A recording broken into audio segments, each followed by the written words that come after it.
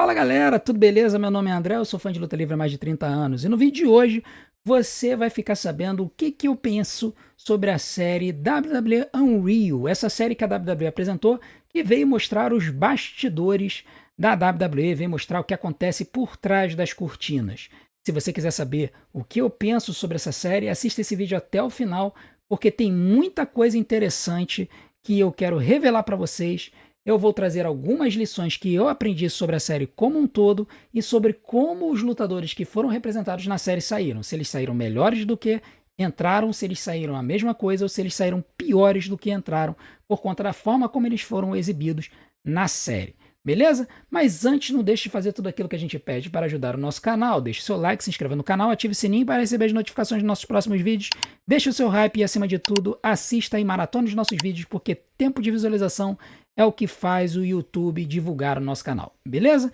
Então vem comigo agora para o nosso resumão do que foi o WWE Unreal. Bom, para começar a gente precisa entender uma coisa. WWE Unreal ele é um documentário em 5 episódios em que eles vão mostrar como é que são os bastidores da produção dos episódios da WWE. Isso envolve a produção televisiva, envolve a produção criativa, envolve produção de maquiagem, a como que as lutas são estruturadas e como que é a dinâmica entre os personagens em cada uma dessas áreas. Então você tem como é que funciona o Gorilla Position, como é que o agente da luta ele ajuda na transmissão da luta, como é que isso casa com o timekeeper, que é quem controla o tempo da luta.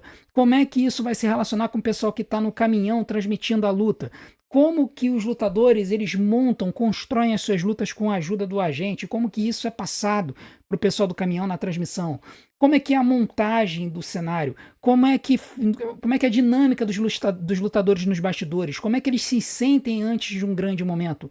Tudo isso é muito interessante de ver. A gente vê os lutadores demonstrando e expressando sensações que a gente não está acostumado a ver normalmente. Porque na frente das câmeras, eles são grandes personagens. Por trás das câmeras, geralmente nas mídias sociais e tudo mais, a gente vê momentos que são saneados, são os momentos que eles querem transmitir. Mas o que a gente viu na série WWE Unreal é justamente o momento entre as mídias sociais que eles projetam o que eles querem e o ringue que é o que eles apresentam pra gente no programa. A gente vai ver alguns momentos que a gente não estava acostumado a ver.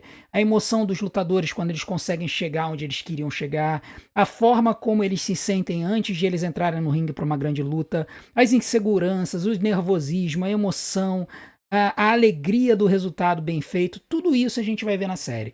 Então é muito interessante, tanto para pessoas que acompanham luta livre quanto para pessoas que não acompanham luta livre. Para as pessoas que acompanham luta livre, vai ser interessante porque a gente vai conhecer como é que é a produção e a gente vai ver um lado mais humano dessas pessoas que se esborracham no ringue o tempo todo para nos entreter. E para a pessoa que não está acostumada com luta livre, a série vai mostrar exatamente do que se trata a WWE e vai tentar fazer essas pessoas gostarem da coisa, se apaixonarem pela coisa. Então, acaba sendo uma série que pode furar a bolha e trazer mais pessoas para acompanhar a WWE. Agora, é importante que a gente diga que a série em si ela vai apresentar aquilo que a WWE quer. Então, vão ter momentos feios que ela não vai apresentar. Um caso bem clássico é quando eles mostram a storyline da Tiffany Stratton e da Charlotte Flair e a confusão do dia 4 de abril quando a Tiffany citou os 3 divórcios da Charlotte. Eles apenas falam que a Charlotte estava muito chateada e tem um momento que o Triple H pergunta o que havia fugido do roteiro.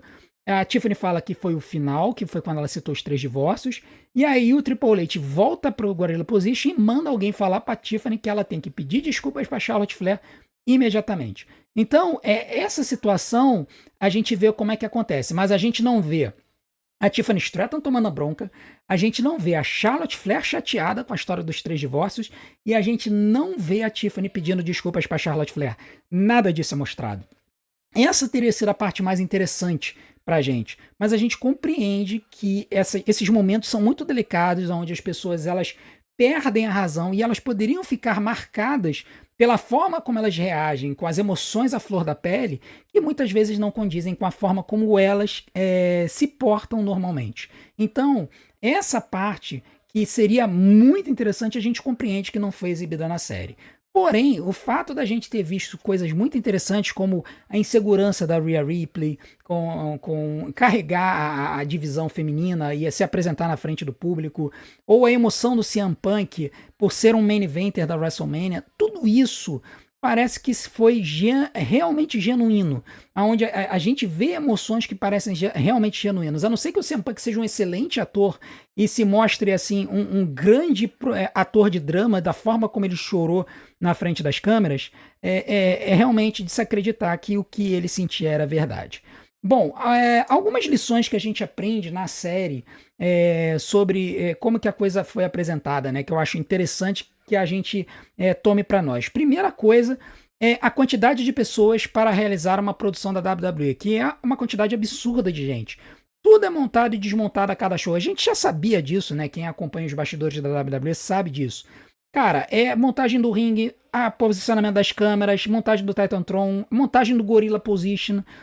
Nos bastidores, você tem locais de maquiagem que são improvisados nos corredores. Você vê lutadores que precisam se aquecer nos corredores, o que parece indicar que quando eles alugam uma arena, a WWE ela não tem acesso aos vestiários dos jogadores, das equipes da local. Então, assim, é muito curioso a gente perceber isso, a gente vê como é que é o esforço para poder produzir um show de WWE, como que isso é muito interessante. Então, a primeira lição que a gente aprende quando a gente vê essa série é que é um esforço coordenado muito grande para poder produzir um show de WWE, e isso nos traz um sentimento de gratidão a todo mundo que trabalha para poder apresentar esse produto para a gente. A segunda lição que a gente aprende quando a gente vê essa série é que a WWE costuma montar as histórias com meses de antecedência, tá? Quando a gente vê a sala do criativo lá no QG da WWE, a gente vê duas paredes com muitos quadros brancos. A parede lateral, que é a maior, você tem quadros brancos com montagens de histórias que vão, às vezes, meses para frente. Eles começam a série no final de 2024 e você tem um quadro para o Royal Rumble, tem um quadro para Elimination Chamber e você tem um quadro para WrestleMania. É claro que aquilo ali eles podem ir mudando com o tempo, mas eles já têm mais ou menos a ideia, a grade do que eles querem fazer nos shows com meses de antecedência. Então você tem um planejamento muito grande. Além disso, na parte dos fundos da sala, que é a parte mais estreita, em um dado momento da série, eles mostram 4 episódios imediatos sendo colocados ali. Então você tem o Monday Night Raw, Friday Night SmackDown, Monday Night Raw, Friday Night SmackDown, e aí em um momento eles botam o Saturday Night Main Event, que eles tinham que botar no meio. E ali eles vão produzindo as histórias e os segmentos que vão sendo apresentados de forma que a coisa tenha um encadeamento lógico. Por isso que a gente consegue ver na produção, nos shows que a gente assiste, a gente consegue ver uma sequência muito clara na história da WWE, nas histórias da WWE, onde as histórias, elas, a cada semana, elas são consequência uma das outras.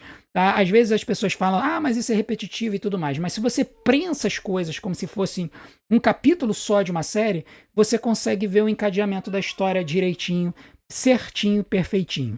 A terceira lição que a gente tem a respeito da série WWE Unreal é que cada show possui um roteiro bem certinho, com as lutas de TV muito cronometradas. Cada segmento do show é muito cronometrado. E a gente viu em um roteiro de um determinado show que as lutas do meio do show, em geral, tem 15 minutos designadas para elas.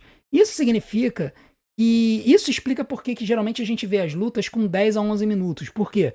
Porque o tempo das entradas conta nesses 15 minutos. Então, você tem 2 minutos da entrada de um lutador, 2 minutos da entrada do outro, a luta no total fica com 10 a 11 minutos. Então, isso explica esse tempo das lutas de TV.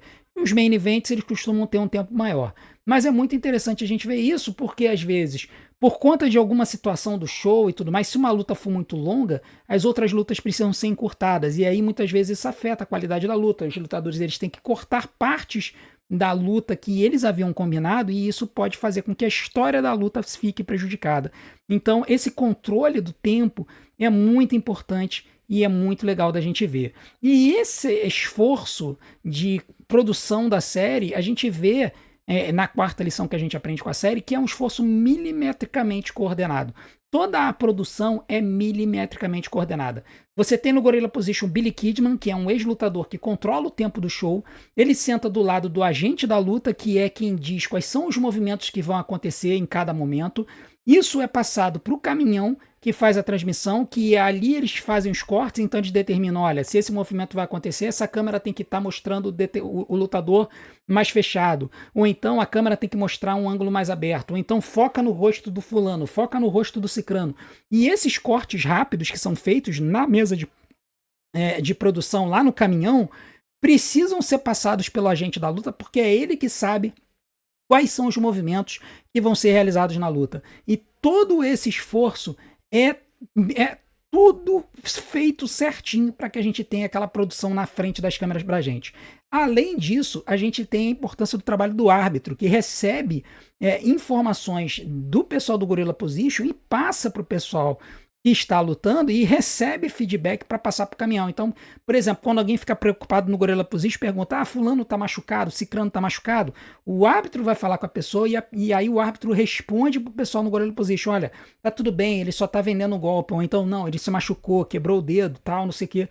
Tudo isso é transmitido nessa comunicação de um lado para o outro. Foi muito legal da gente ver isso. A quinta lição que a gente aprende com o show é que os lutadores são profissionais, mas eles também têm sentimentos. E aí você pode falar assim, mas pode ter sido encenado e tudo mais. Cara, tiveram algumas emoções que foram transmitidas na série que são muito difíceis de serem falseadas. Por exemplo, o CM Punk chorando que nem uma criança antes de entrar no main event da WrestleMania. Aquilo é muito difícil de ser construído, muito difícil de ser falseado.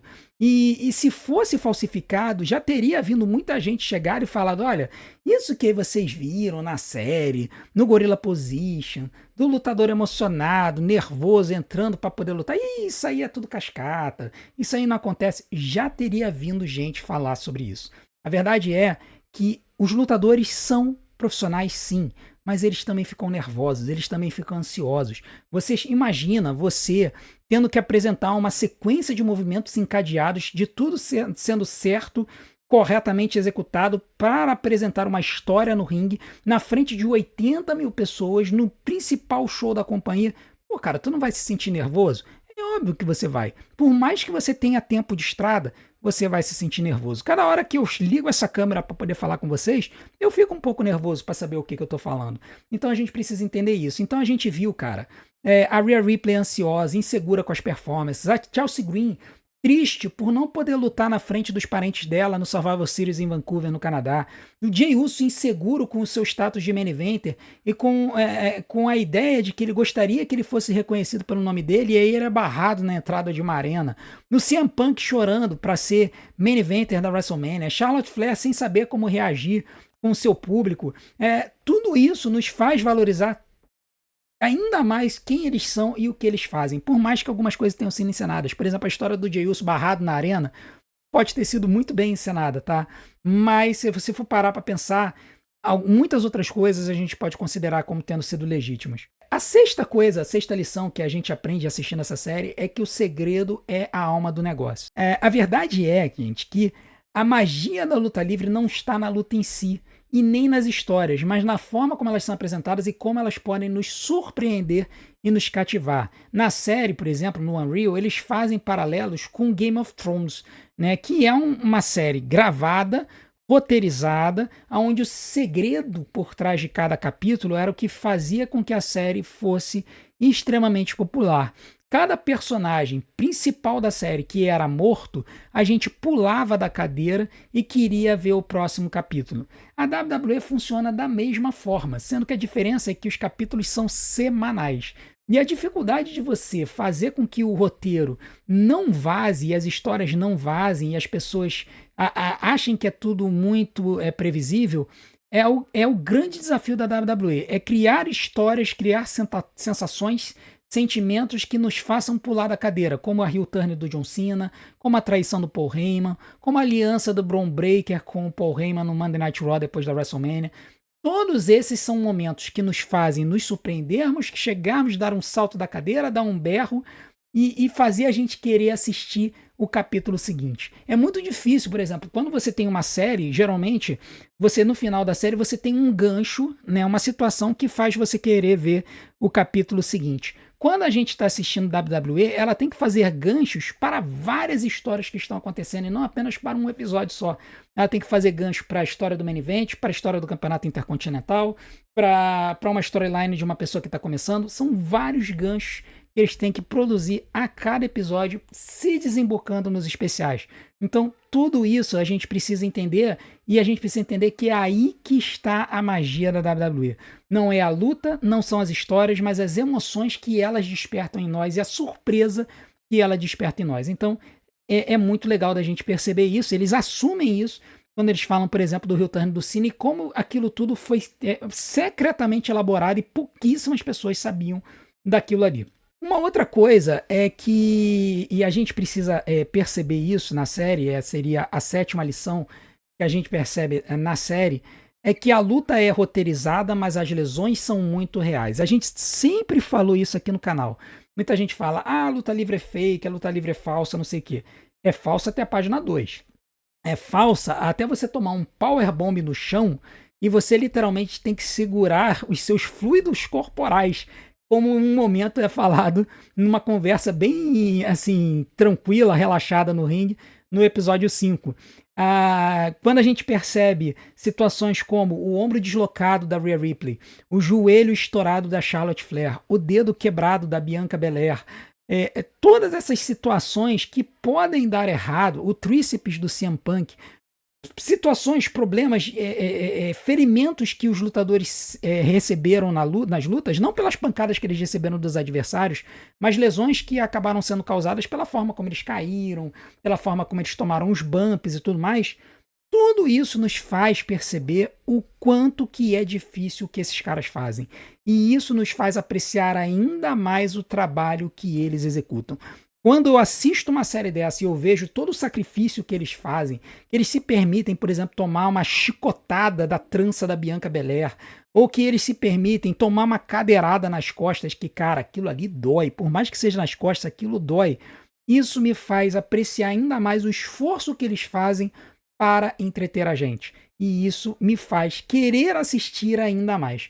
Querer torcer por eles, pelos meus favoritos, para que eles possam alcançar os postos que eles mesmos almejam, até porque muitos deles eram fãs de luta livre quando crianças. A 8ª lição, no caso, que eu percebo da série, que eu tiro da série, é que a jornada muitas vezes é construída ou alterada em cima da hora. Tá? Por mais que eles construam as histórias com meses de antecedência, eles tentem encadear as histórias, às vezes algumas situações aparecem que acabam modificando a coisa.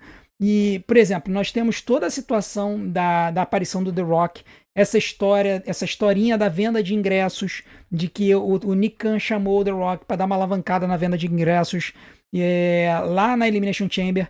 E isso acabou também fazendo com que eles começassem a pensar que eles precisavam criar uma história de impacto na Elimination Chamber para ajudar na venda de ingressos e alavancar o interesse na WrestleMania.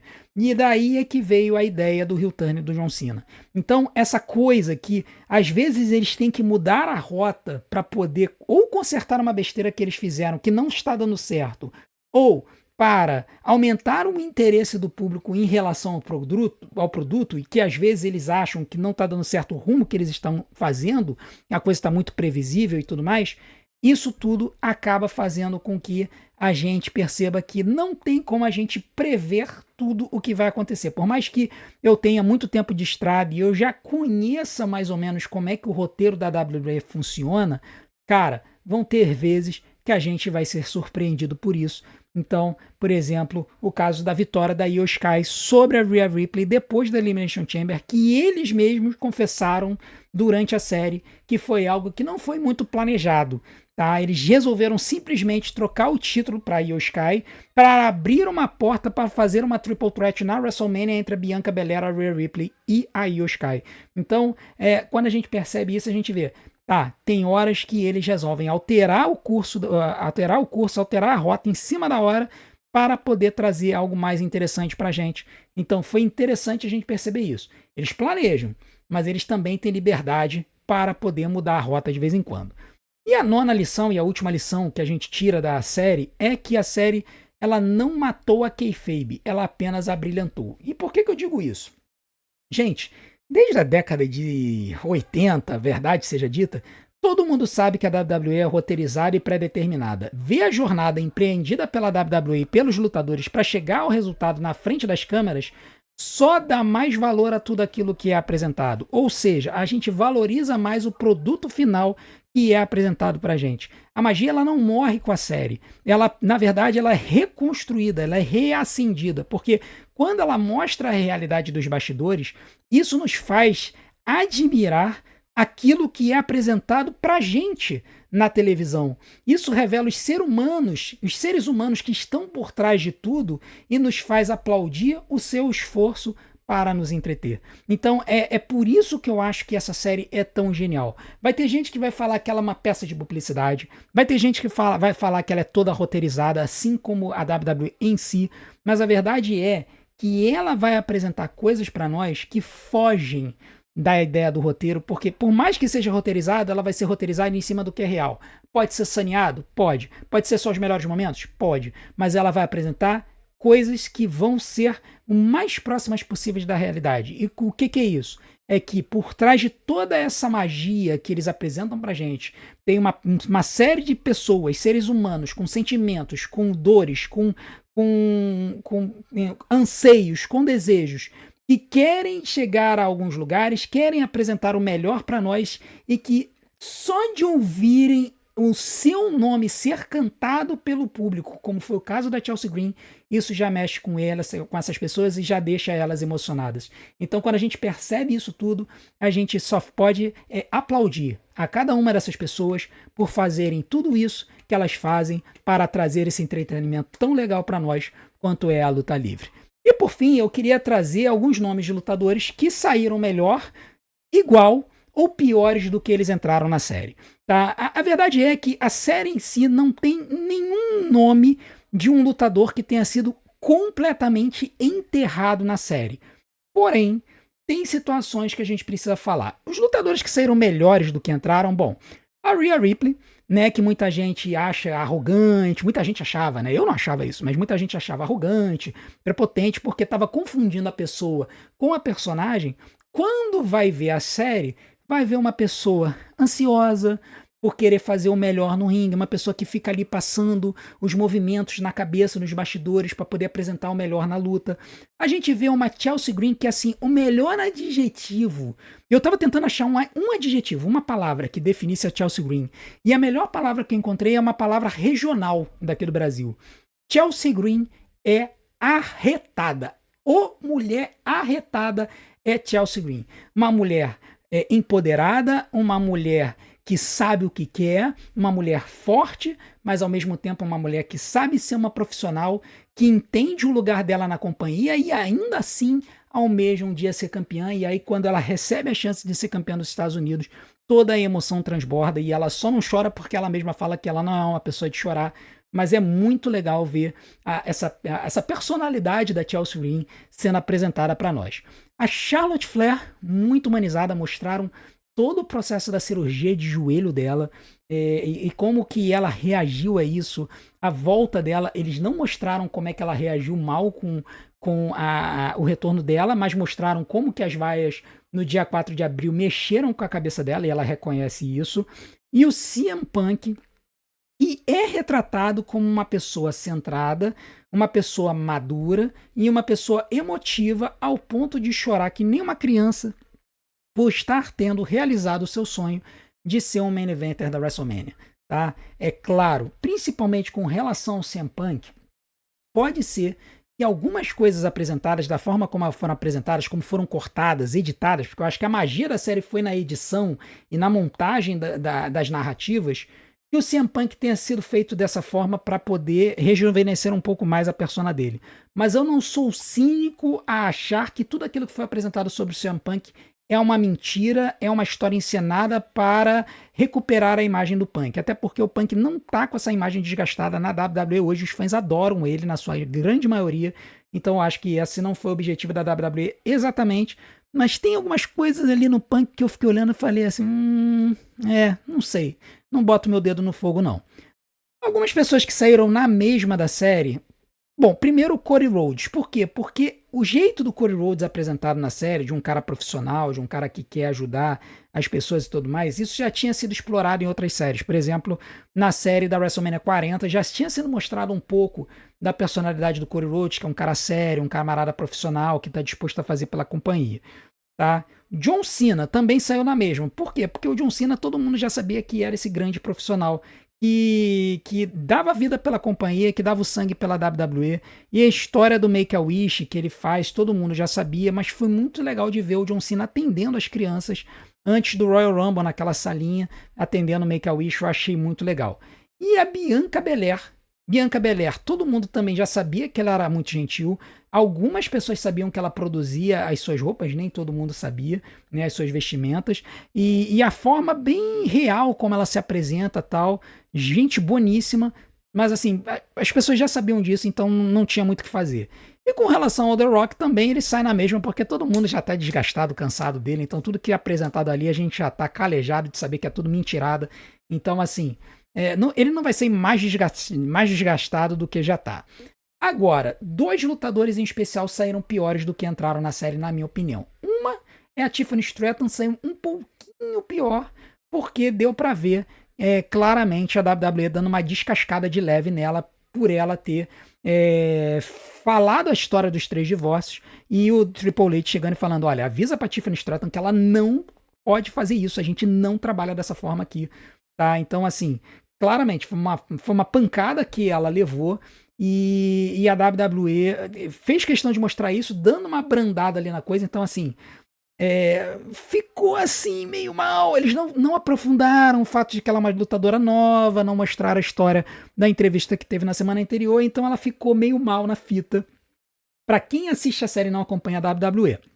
Porque a gente sabe que o ataque dela na Charlotte foi apenas uma consequência do que havia acontecido na semana anterior, quando a Charlotte ficou interrompendo ela o tempo inteiro. E por fim, a pessoa que pior sai da série, na verdade, é o Jey Uso. Tá? Por quê? Porque o que se mostrou na série foi que o Jey Uso, ele é um lutador que recebeu uma chance que merecia pelo tempo dele de casa, mas primeiro, a WWE não estava completamente focada nisso, não estava verdadeiramente pensando em fazer dele o cara da companhia, e segundo, a narrativa dele de que ele tem um cardio horrível acabou passando muito durante a série. Inclusive, eles citam o caso em que ele deu aquele bote quando ele saltou por cima da corda e quase foi de cabeça no apron, quase morreu no ringue, e o Grayson Waller e o Austin Theory salvaram ele, empurrando ele para dentro do ringue, e aí ele acabou dando um giro completo. E ali, quando ele volta para os bastidores, ele chega pro Triple H e ele fala que ele não conseguiu dar o salto porque ele estava cansado. Porque o que aconteceu? Quando ele pulou, ele estava cansado, não pulou o suficiente, a perna dele enganchou na corda e aí ele fez a alavanca para baixo. Tá? Então, essa história, essa narrativa de que o Jey Uso é uma pessoa que cansa rápido nas lutas, e isso é explorado numa reunião de criativo, onde eles falam, olha, se o Jey Uso não melhorar, a gente pode simplesmente não dar a vitória para ele na WrestleMania. Cara, isso ficou muito, muito feio. E considerando o que a gente sabe hoje, que a WWE manteve o título nele por apenas 2 meses e fez ele perder pro Gunther no dia 9 de junho, fica mais claro que a verdade é que a WWE meio que cansou do Jey Uso. Ele percebeu assim, cara, ele não tem condições de carregar a gente agora. Então, vamos tirar o título dele, vamos devolver o título pro Gunther, vamos criar outras histórias com o Gunther, e o Jey Uso a gente trabalha um pouco mais para frente, porque as informações que se tem da WWE é que a WWE ainda quer empurrar o Jey Uso como sendo um dos caras da companhia no futuro. Beleza? Bom, essa é a minha opinião sobre a série. Se eu tivesse que dar uma nota de 0 a 10 para a série, eu daria uma nota de 8,5. Eu achei uma série muito legal, expôs muitas coisas que eu sabia e muitas coisas que eu não sabia. Algumas coisas eu achei que ficaram faltando, principalmente essa reação dos lutadores em alguns momentos chaves. Mas eu entendo eles não terem querido mostrar isso por causa da reação dos lutadores e o medo de como essas situações em que eles estariam à flor da pele seriam exploradas pela série. Eu tenho a impressão que quando eles começaram a editar, eles tiveram que tirar muitas dessas imagens, todas elas na verdade, para não expor os lutadores em situações fragilizadas. E eles acabaram protegendo os lutadores, eu acho isso louvável, mas acabou ficou faltando isso. Se você, por exemplo, assiste a série Wrestling with Shadows, que mostrou a história do Montreal Screwjob em 1997, a gente vai ter isso. A gente vai ter isso quase que totalmente exposto pra gente. Se você quiser, depois você procura aí na internet Wrestling with Shadows, que mostra a história dos bastidores do Montreal Screwjob, e você vai ver os lutadores nessas situações fragilizadas, tá?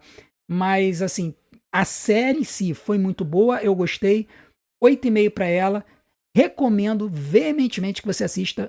Você não vai ter a magia quebrada, muito pelo contrário, você só vai se sentir mais feliz, contente com tudo aquilo que essa galera passa e faz para poder apresentar esse conteúdo maravilhoso que a gente assiste toda semana. Beleza?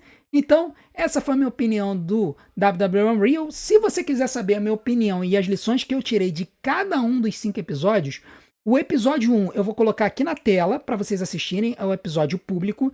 E os episódios 2 a 5, aí eu vou convidar vocês para entrar na nossa área de membros, se tornar um membro do nosso canal, para você poder ver as lições que eu tirei a cada episódio dessa série. Tem muita coisa legal, vários pontos, momentos importantes de cada episódio. Eu vou passar ali, e é importante se vocês quiserem saber um pouco mais de detalhes sobre o que se passa na série, beleza? E não deixe de continuar a nos ajudar assistindo os nossos conteúdos, porque tempo de visualização é o que faz o YouTube divulgar o nosso canal.